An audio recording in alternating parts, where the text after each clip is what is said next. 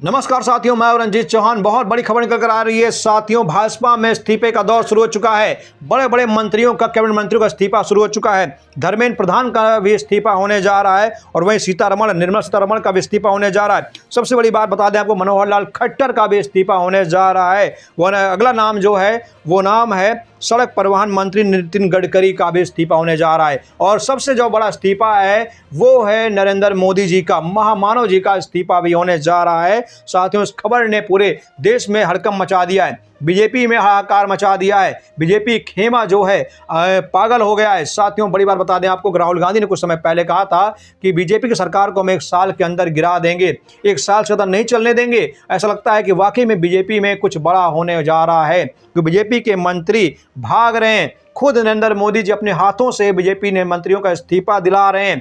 वो कह रहे हैं कि पद छोड़ो। आखिर ऐसी क्या वजह है कि बड़े बड़े नाम, धर्मेंद्र प्रधान जिनके लिए काफ़ी धरने दिए गए, स्ट्राइक की गई, काफ़ी आवाज़ उठी देश में, लेकिन फिर भी धर्मेंद्र प्रधान का इस्तीफा नहीं हुआ। लेकिन अचानक से मोदी जी का फरमान आता है इस्तीफा होना चाहिए। वहीं सबसे हरदीप सिंह पुरी जी का नाम जो एपस्टीन फाइल में शामिल था, एपस्टीन में उनका जो है कांड निकलकर सामने आया है। देश ने कहा कि इस्तीफा होना चाहिए ऐसे घिनौने शख्स का, लेकिन फिर भी इस्तीफा नहीं हुआ। अचानक से मोदी जी आते हैं, वो कहते हैं कि इनका भी इस्तीफा होगा, इनसे भी पद छीन लिया जाएगा।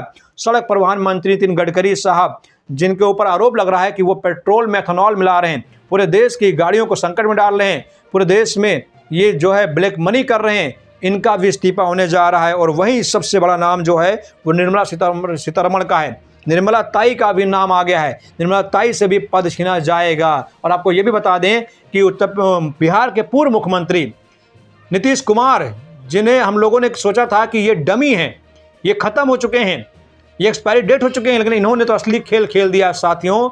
इन्होंने ऐसा खेल खेला है कि बीजेपी खेमा में हाहाकार मच गया है।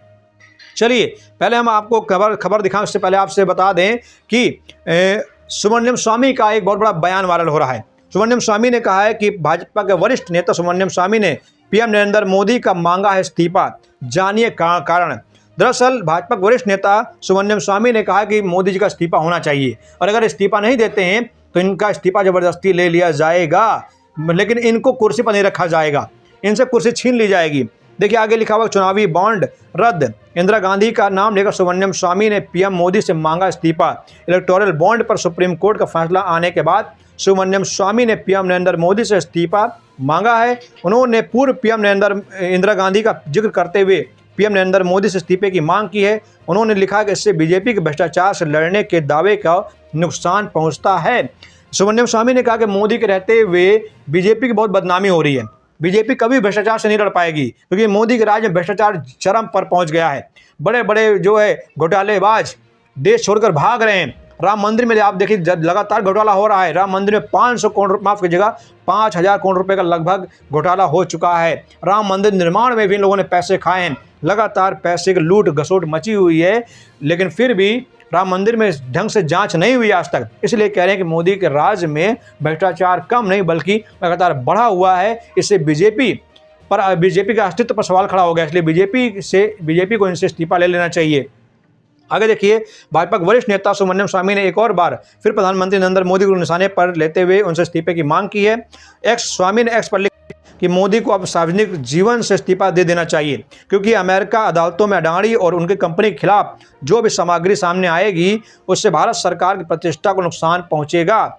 स्वामी अपने सोशल मीडिया पर अडानी मामले पर चर्चा करते हुए नजर आ रहे हैं। आपको बता दें, गौतम अडानी का मामला, गौतम अडानी का केस अमेरिका में चल रहा है। नरेंद्र मोदी ने बहुत कोशिश की कि अडानी को बचा लिया जाए, यहाँ तक कि गौतम अडानी को बचाने के लिए नरेंद्र मोदी ने देश का बहुत बड़ा पैसा, बहुत बड़ी राशि अमेरिका को सौंप दी। लेकिन हर कोई जज बिकाऊ नहीं होता। जैसे हिंदुस्तान में जज बिकाऊ होते हैं, वैसे हर कोई जज अमेरिका में बिकाऊ नहीं होता है। और अमेरिका में एक जज हैं निकोलस ने फैसला सुना दिया है कि अडानी को जेल होगी, जरूर जेल होगी।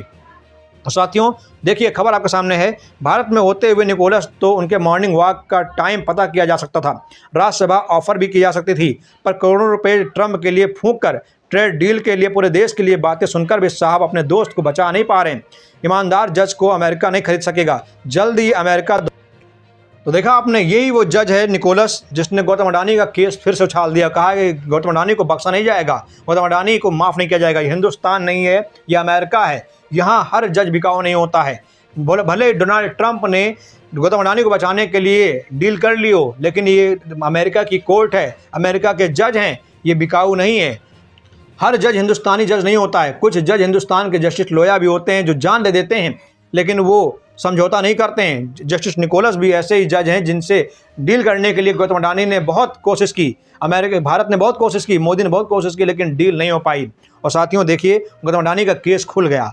अब अगर बात करते हैं भारत में इस्तीफे की, तो देखिए कुछ नाम आपके सामने दिखाने जा रहा हूँ। मंत्रिमंडल के संभावित फेरबदल में सबसे बड़ा नाम शिक्षा मंत्री धर्मेंद्र प्रधान का सामने आ रहा है। पिछले कुछ समय से नीट प्रश्न पत्र लीक मामले को लेकर देश भर में हुई भारी विवाद के बीच धर्मेंद्र प्रधान विपक्षी दलों के निशाने पर हैं। सूत्रों का दावा है कि इस विवाद के चलते उन पर गाज गिर सकती है, उनसे शिक्षा मंत्रालय वापस लिया जा सकता है। इसके अलावा सरकार के कुछ सबसे बड़े और महत्वपूर्ण मंत्रालयों के प्रभारियों के पोर्टफोलियो में भी बदलाव की संभावना जताई जा रही है।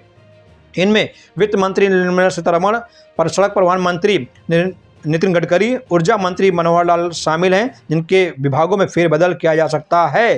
साथियों ये सबसे बड़ी अपडेट है कि ये बड़े नाम हैं, ये मोदी के जो है हीरे हैं, मोदी के सबसे बड़े जेवर हैं, जिनका खेल ख़त्म कर दिया गया, काम ख़त्म कर दिया गया है। इनसे इनके पद छीने जाएंगे, इनसे इनकी कुर्सी छीनी जाएगी, इनको लात मारकर भगाया जाएगा। और बड़ी बात यह है कि कुछ अंदर खाने सही नहीं चल रहा है, क्योंकि देश में जो माहौल इस समय बना हुआ है, आज देश का सबसे युवा जो है कांग्रेस जनता पार्टी की तरफ अग्रसर हो रहा है, कांग्रेस तरफ अग्रसर हो रहा है। अगर आज बात की जाए वोटिंग की, अगर सही से वोटिंग हो जाए, चुनाव हो जाए, ईवीएम का दुरुपयोग ना हो, तो मुझे नहीं लगता है कि नरेंद्र मोदी जी 50 सीटें देश में ला सकते हैं। 50 सीटें लाना मुश्किल हो जाएगा।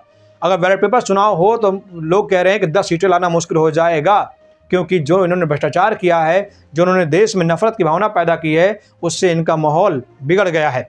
आज इनके नेता इनसे नफरत करते हैं। दबी जुबान इनके नेता ही कह रहे हैं कि देश में बहुत कुछ बदलने वाला है, प्रधानमंत्री बदलने वाला है, प्रधानमंत्री के राज में जमकर लूटपाट हो रही है। हिंदुओं के नेता अपने आप को कहते हैं, लेकिन हिंदुओं के नेता ने, हिंदुओं के हृदय सम्राट ने केदारनाथ धाम लुटवा दिया, राम मंदिर लुटवा दिया, मथुरा मंदिर लुटवा दिया। जहाँ जहाँ मंदिरों पर इनका कब्जा है, वर्चस्व है, वो सब ये लुटा कर बैठे हुए हैं, कहीं कुछ भी नहीं छोड़ा इन्होंने। तो कैसे मान लें कि ये हिंदुओं के नेता हैं, हिंदू हृदय सम्राट हैं? साथियों आप खुद बताइए, क्या इनका इस्तीफा होना चाहिए या नहीं होना चाहिए? धन्यवाद। जय हिंद, जय भारत।